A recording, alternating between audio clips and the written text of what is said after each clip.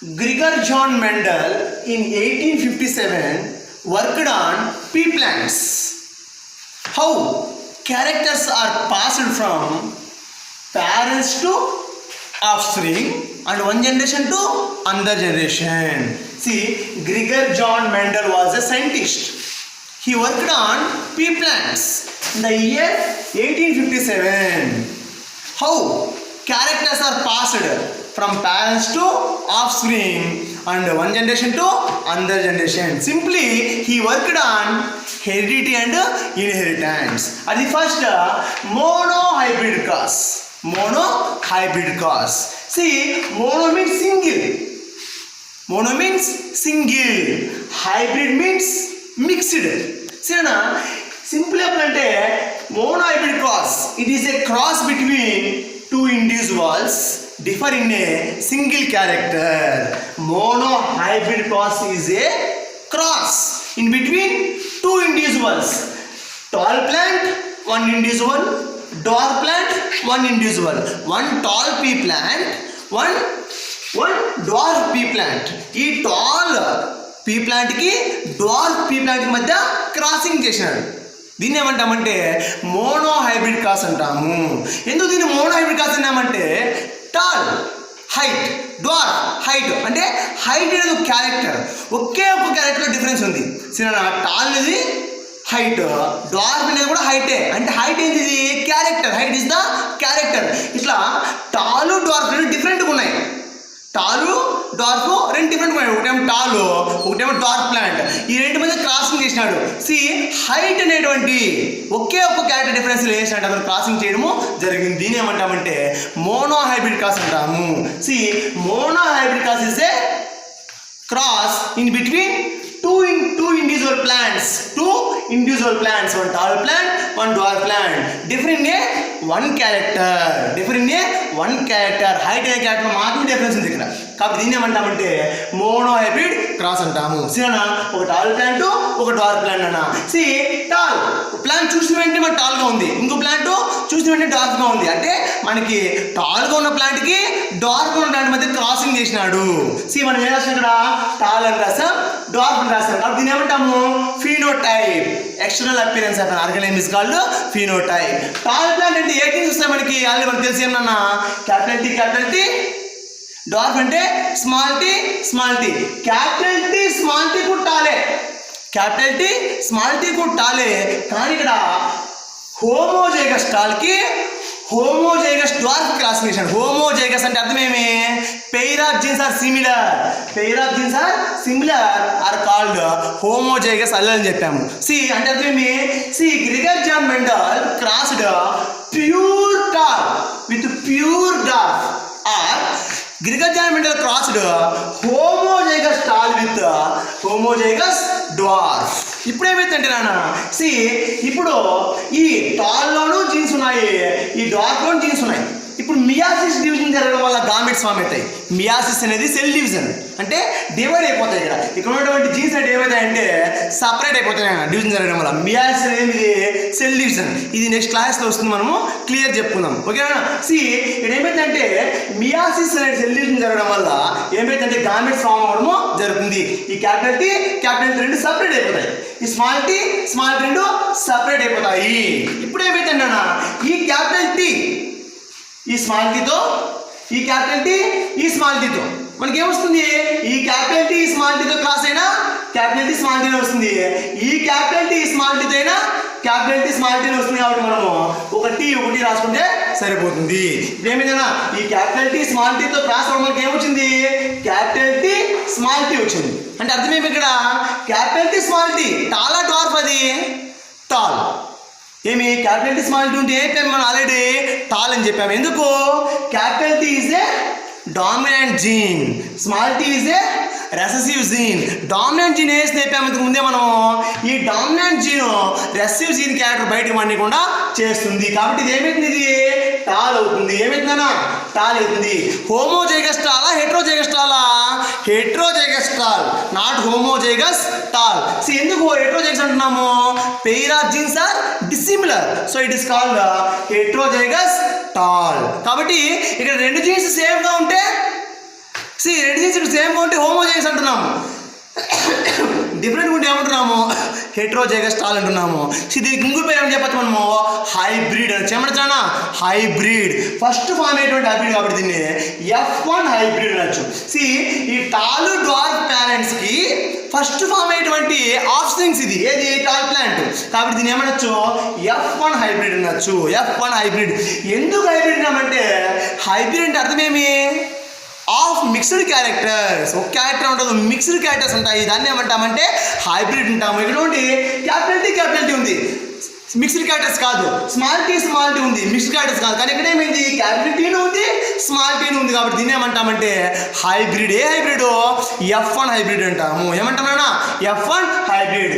ఈ పేరెంట్స్కి ఫస్ట్ కలిగినటువంటి జనరేషన్ ఏమంటామంటే F1 జనరేషన్.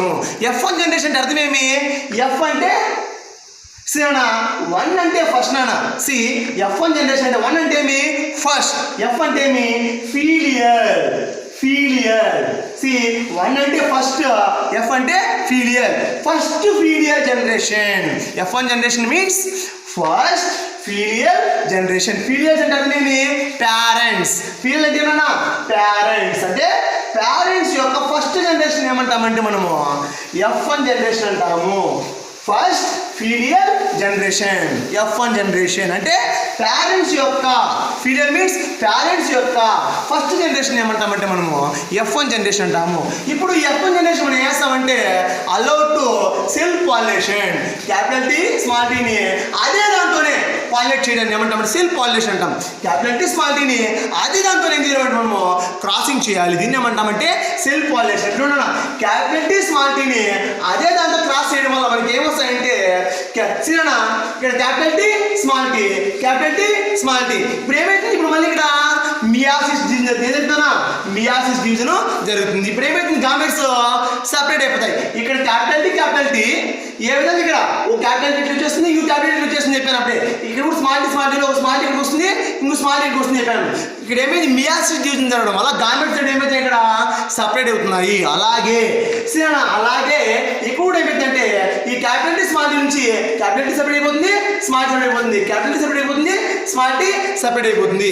ఇప్పుడు ఏమైందంటే ఈ క్యాపిటల్ టీ ఒకసారి, ఈ క్యాపిటల్ టీ ఈ స్మాల్ టీతో ఒకసారి, ఈ స్మాల్ టీ ఈ క్యాపిటల్ టీతో ఈ స్మాల్ టీ ఒకసారి ఈ విధంగా క్రాసింగ్ జరుగుతుందన్నా.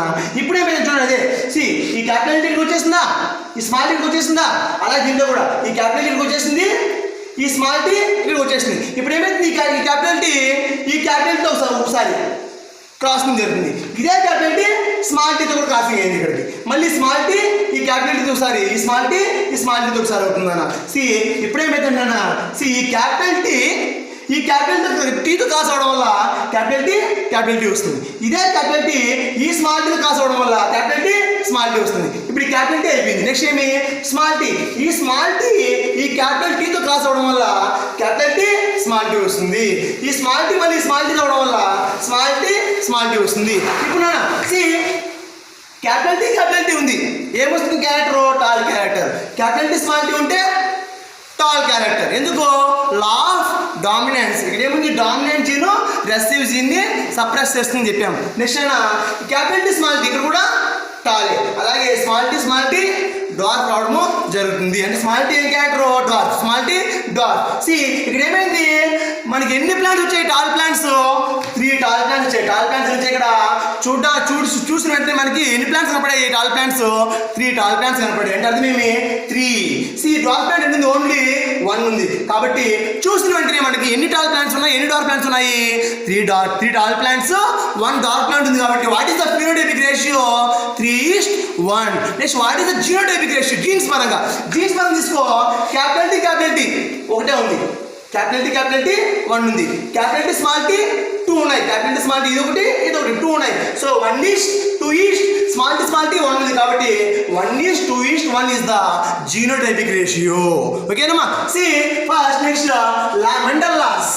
గ్రిగర్జన్ మెండల్ ఇక్కడ మన మోనోహైబ్రిడ్ క్లాస్లో 2 లాస్ అయినా ఏది first 1 law of dominance. Dominance. మీకు ఆల్రెడీ చెప్పాను ఏమి, క్యాపిటల్ టీ స్మాల్ టీలో మనకి క్యాపిటల్ టీ స్మాల్ టీ వచ్చింది, కానీ ఏ క్యారెక్టర్ వస్తుంది ఇక్కడ, ఓన్లీ టాల్ క్యారెక్టర్ వస్తుంది. ఎందుకు, డామినెంట్ జీన్ ఏం చేస్తుందంటే రెసివ్ జీన్ సప్రెస్ చేస్తుంది. దీన్ని ఏమంటామంటే law of dominance. The dominant gene is suppress the character of recessive gene. So, receive gene fails to express its character. It is called law of dominance. మనం observe చేసామనుకోండి, ఇక్కడ చూడనా garments form అయ్యేటప్పుడు ఏమైందంటే ఇక్కడ గార్మెంట్స్ అంటే ఏమైందంటే ఇక రెండు కలిసి ఉన్నాయి, ఇక్కడ కొంచెంకు సపరేట్ అయిపోతున్నాయి, ఐసోలేషన్ అయిపోతున్నాయి. దీన్ని ఏమంటామంటే లా ఆఫ్ సెగ్రిగేషన్. సెగ్రిగేషన్ అంటే అర్థమేమి, ఐసోలేట్ అయిపోవడం, సపరేట్ అయిపోవడం. డ్యూరింగ్ గార్మెంట్ ఫార్మేషన్, ఎప్పుడు గార్మెంట్స్ సపరేట్ అయిపోతున్నాయి, గార్మెంట్స్ ఎప్పుడైతే ఫామ్ అవుతాయో అప్పుడు ఏమైతే గార్మెంట్స్ అనేవి సపరేట్ అయిపోతాయి. During garments formation the garments are separated each other. దీని ఏమంటే డ్యూరింగ్ గామెటోజెనిసిస్ అంటారు. డ్యూరింగ్ గామెటోజెనిసిస్ అంటే అర్థమేమి, గామెటో అంటే గామెట్స్, జెనిసిస్ అంటే ఫార్మ్ అవ్వడం. అంటే డ్యూరింగ్ గామెటోజెనిసిస్ అంటే గామెట్స్ ఫామ్ అయ్యేటప్పుడు, during gametogenesis gametes are separated to each other by the division meiosis is called law of segregation. మీరు అబ్జర్వ్ చేయండి, ఇక్కడ చూడండి ప్యూర్ టాల్ ప్లాంట్ ఉంది, ప్యూర్ డార్క్ ప్లాంట్ ఉంది. మనకి ఫస్ట్ జనరేషన్ ఏముంటుంది అంటే మనకి టాల్ ప్లాంటే పుట్టింది. సరేనా, ప్యూర్ టాల్కి ప్యూర్ డార్క్ ఏ ప్లాంట్ పుట్టింది, టాల్ ప్లాంట్ పుట్టింది. ఇక్కడ చూడండి, దీంట్లో ఉన్న క్యాపిటల్ టీ, దీంట్లో ఉన్న స్మాల్ టీ, రెండు పిల్లలకు వచ్చాయా, రెండు క్యాపిటల్ టీ ఉంది, స్మాల్ టీ ఉంది. అంటే దీని ఏమంటాము, పేరెంట్స్ నుంచి ఆప్షన్స్ కి క్యారెక్టర్స్ పాస్ అయినాయి కాబట్టి దీన్ని ఏమంటామంటే హెరిడిటీ అంటాం. ఏమంటున్నా, హెరిడిటీ. మళ్ళీ ఈ F1 జనరేషన్ మళ్ళీ మనము సెల్ పాలినేషన్ చేస్తే మళ్ళీ ఏమంటాయి, మనకి మళ్ళీ టాల్ ఉంది, 3 టాల్ ఉంది, ఒక డార్క్ ఉంది. అంటే అర్థమేమి, ఇక్కడ చూడనా, ఇక్కడ ఈ క్యాపిటల్ టీ స్మాల్ రెండు F1 జనరేషన్ వచ్చేసాయి. ఇక్కడ కింద చూస్తే క్యాపిటల్ టీను ఉంది, స్మాల్ టీను ఉంది, రెండు ఉన్నాయి. అంటే అర్థమేమి, పేరెంట్స్ క్యారెక్టర్స్ F1 జనరేషన్కే కాకుండా నెక్స్ట్ F2 జనరేషన్లో కూడా పాస్ అవ్వడం జరిగింది. దీన్ని ఏమంటామంటే ఇన్హెరిటెన్స్ అంటాము. Thank you.